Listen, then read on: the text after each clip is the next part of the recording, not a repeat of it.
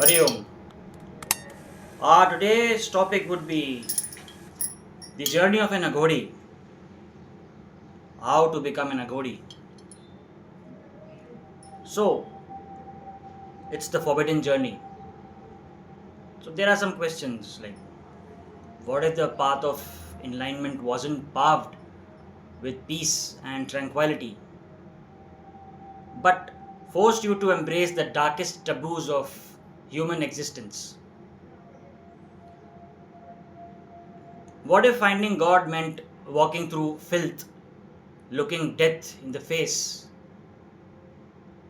and shattering every rule you have ever been taught? This is the path of the Aghori.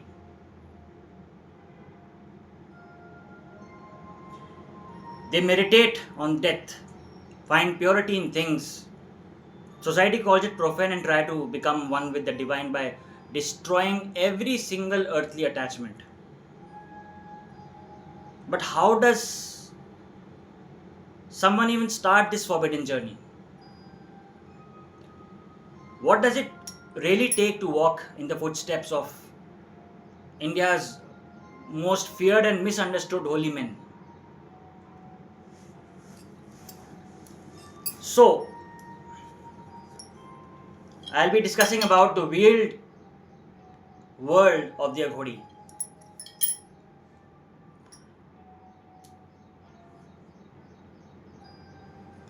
To the outside world, the Aghori are a source of morbid fascination. Whispers and wild headlines paint them as ghoulish cannibals or black magic practitioners who are always in the cremation grounds. They are said to live among the dead and they use kapala, human skulls, for bowls to eat their food and daily activities. While some of these things are true, but the stories are almost stripped out of their profound spiritual meaning.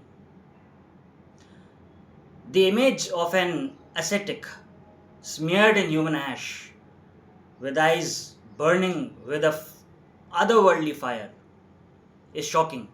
It's supposed to be, but that shock isn't for horror's sake, it's a tool. It's the first step an ancient tradition purposefully uses for the profane to reach the divine. The Aghori isn't the path of darkness. It's like it's a radical high stakes shot at achieving moksha liberation.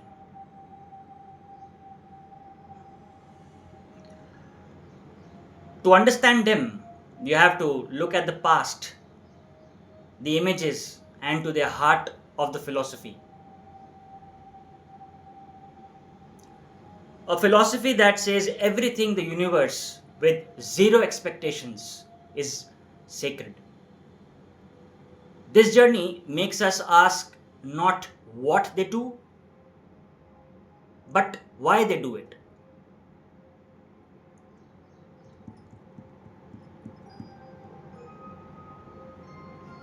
The word Aghor gives us a clue and it translates to not terrible, pointing to a state of mind that's beyond our usual fears and disgust.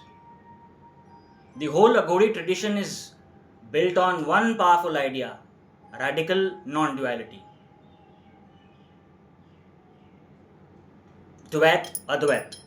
This philosophy says that all opposites we see, all opposites we see, good and evil, pure and impure, beautiful and ugly, life and death, are just illusions our minds create. They're mental boxes we build, and according to the Aghori, these boxes are prisons. They trap us with fear, desire, and judgment. To an Aghori, Shiva is in everything, not just in the temple's flowers offerings, but also in rotten trash outside. To reject any part of creation as impure is to reject God Himself, as simple as that. This is why their practice seems to be extreme. It's kind of a spiritual shock therapy. By deliberately engaging with things that terrify or disgust us, like meditating on a corpse or using human remains, an Aghori forces their mind to break its conditioning. It's a lifelong battle to erase the line between the sacred and the profane until only one unified reality is left. The goal is to get back to a state of childlike innocence where there is no judgment, only seeing the divine in everything. Now, how do we search for a guru? Very common question. So, this is not a path you can walk alone. You can't just wake up one day and declare yourself an Aghori. The journey is impossible without the single most important person in an aspirant's life, the guru.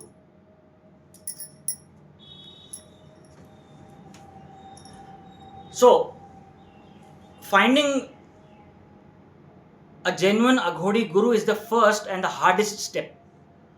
They don't advertise real Aghoris, they avoid publicity and live very quietly. They often stay near cremation grounds, like Manikarnika Ghat in Varanasi. A seeker has to find them and prove their sincerity and devotion are absolute. But even the acceptance isn't a given. A guru will test the potential of a student for some years to see if he is truly ready or not. They're looking for someone strong enough to handle the immense and often dangerous power of Aghori knowledge. Many who try, they run away.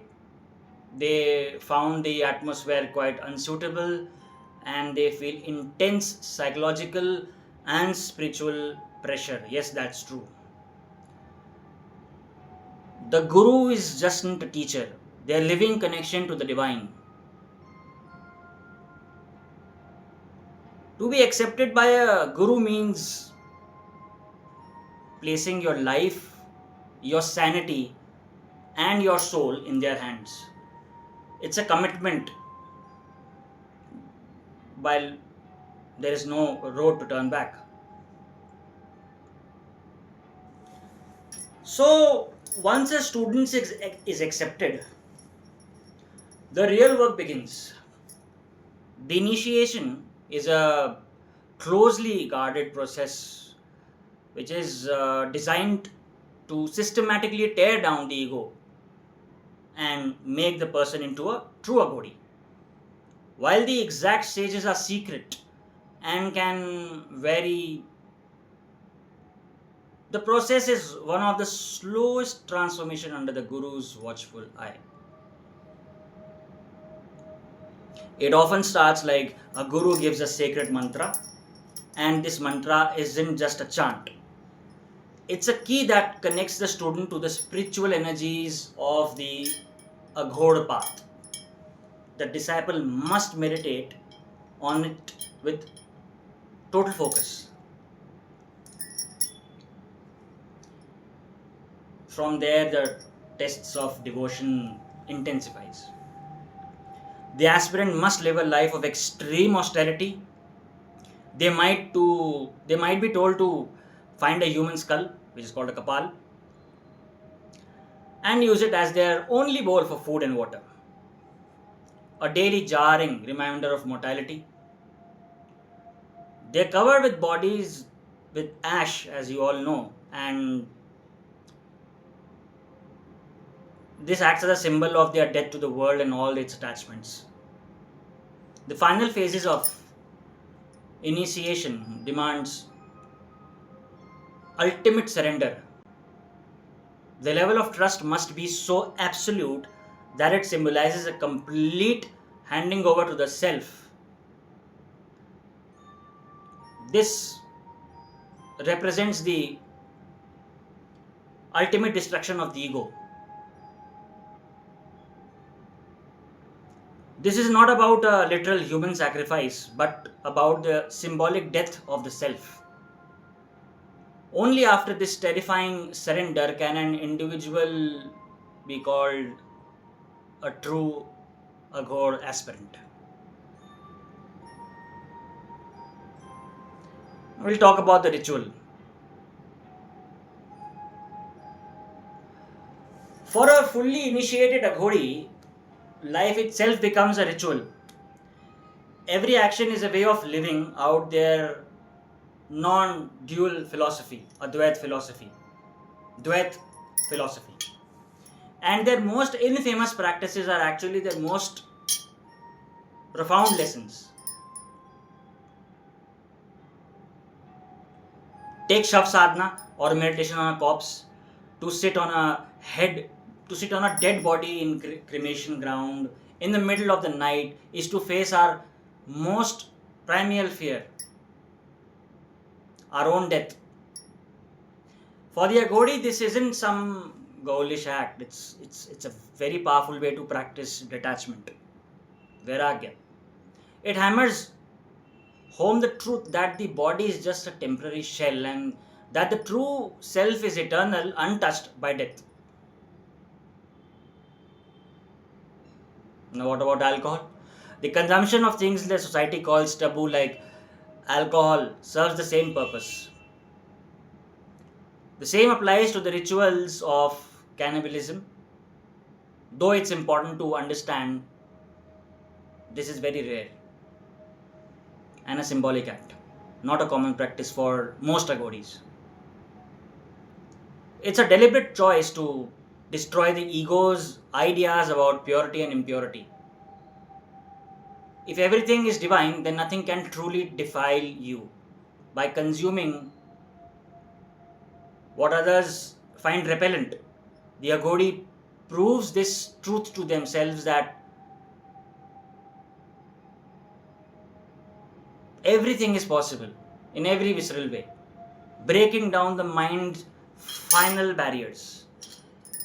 Even going with no clothes or wearing a simple lion cloth is a spiritual statement, a renouncing of shame. Smearing the body with cremation ash is a constant physical reminder that life is short and the material world is an illusion. These aren't just theoretics, they are like harsh practical rules, tools needed to achieve a state of complete freedom.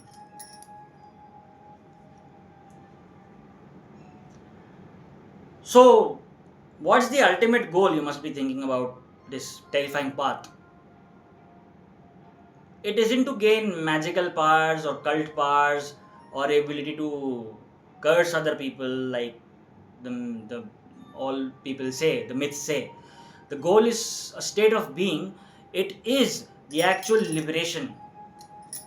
The paradox is that those who walk this fearsome road are said to reach state of a childlike innocence.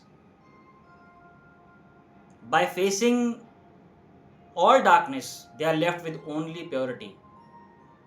By shattering their ego, they get rid of the source of human evil, greed, and hate. An accomplished, an accomplished Aghori is said to see the world without any judgment, with a gentleness. That's the total purpose of their intimidating appearance. Many Aghoris are also known to reject social hierarchies like the caste system, seeing all people as equal manifestations of the divine. They become a living version of their deity Shiva, both the destroyer and the benevolent, the terrifying and the beautiful. They live on the edges of society not because they are outcasts,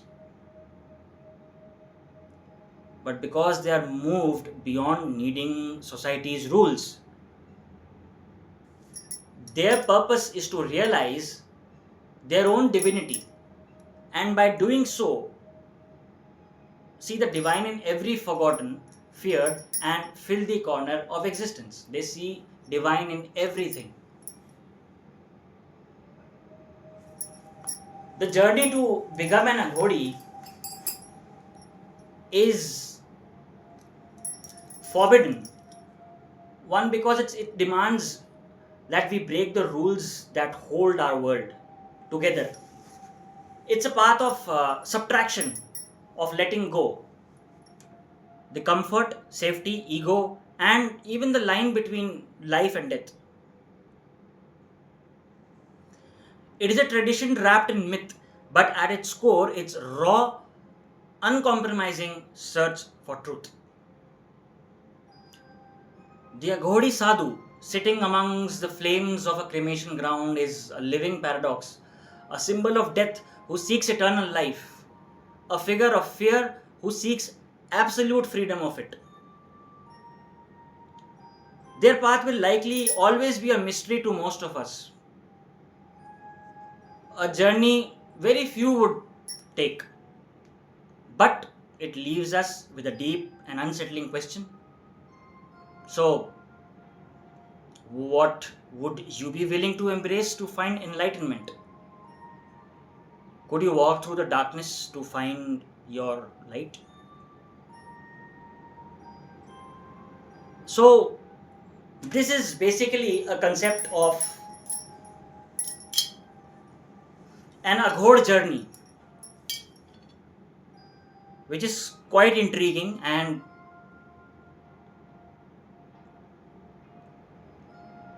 very sacred.